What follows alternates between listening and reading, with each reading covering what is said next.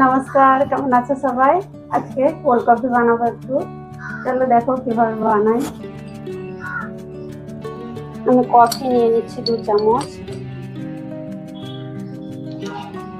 চিনির পাউডার নিচ্ছি একদম ভর্তি করে 2 চামচ।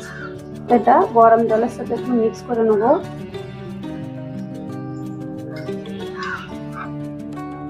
একটা মিক্সির জারের মধ্যে রুম টেম্পারেচার দুধ নিয়ে নিচ্ছি।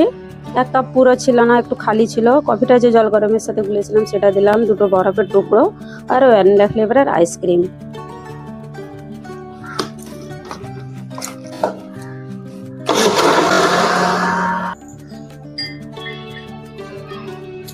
একটু চকলেট সিরাপ লাগিয়ে নিলাম। Cold coffee ready.